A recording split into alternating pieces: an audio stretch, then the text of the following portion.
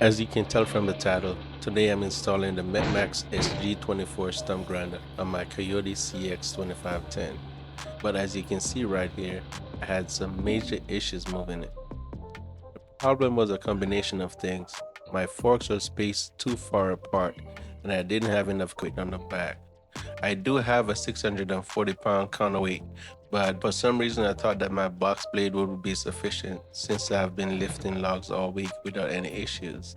But once I tried to make a turn, the tractor started tipping because the grinder wasn't sitting evenly on the pallet. It actually fell right off. Luckily, it was still in the box and the unit seemed sturdy enough that nothing was damaged. Now, just a disclaimer, this is not an instructional video. I'm not claiming to be an expert here. It's more just a look at the issues I ran into so you can learn from my mistakes.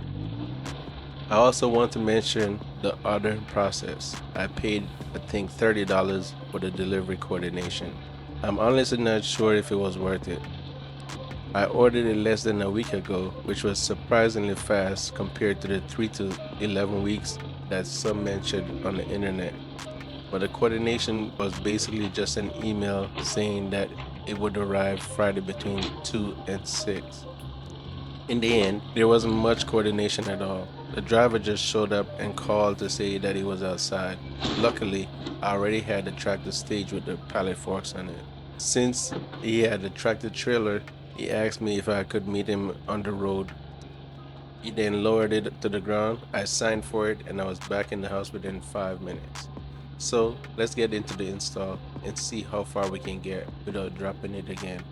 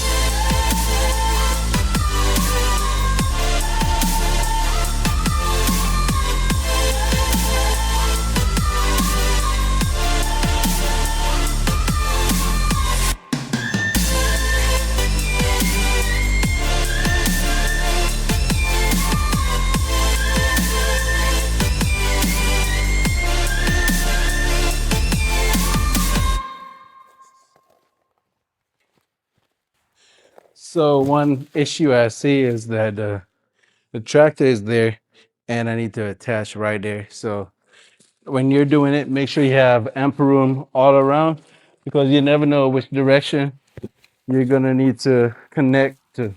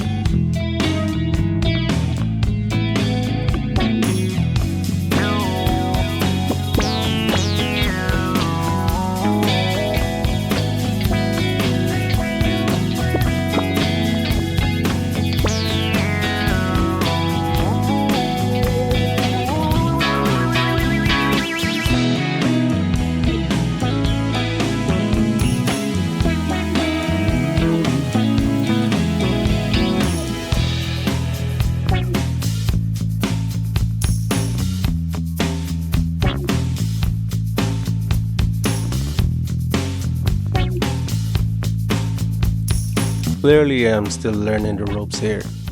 If you're enjoying the trial and error with this Kioti and the MechMaxx, go ahead and subscribe. There's definitely more projects and probably more learning moments on the way.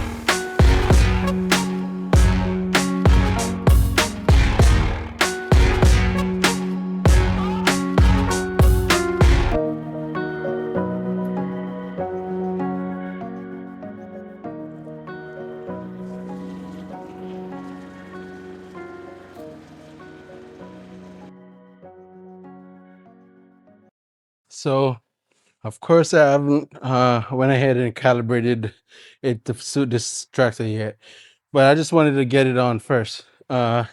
So I mentioned that there weren't a lot of videos explaining how to do it for this tractor or Coyote brands, but I did see a guy do it in a time lapse. He did. He didn't have to cut the shaft, so I figured I'd go ahead and try it out. So I think the hard part is done. Part tomorrow I'll go ahead and calibrate the spring tension. As mentioned, this wasn't a how-to video. It's just how I'm doing it.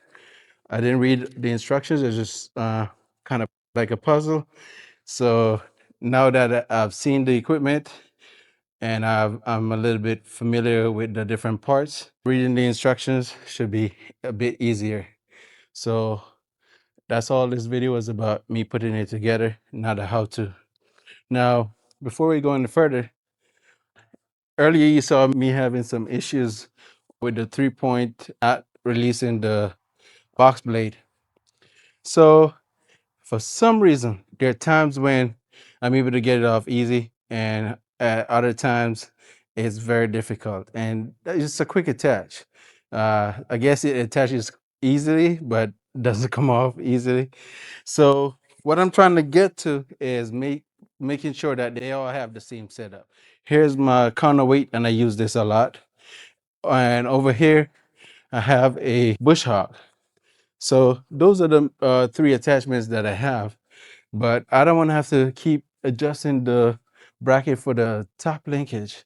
So if you guys have any input on that, please let me know. As usual, I am new to this and I'm trying to learn, and I'm open to criticism. But don't just tell me, oh, you're doing it wrong, if you're not going to tell me how to do it better. Because everybody, they're open to their own opinion, and that usually don't affect me. But if you're going to come in, please help me out. I am asking for it. Things to keep in mind. The tools that they have, they're fine, but use your own tools. There are two bolts that attach the shaft to the stump grinder, and none of the wrenches that came with it actually fit it.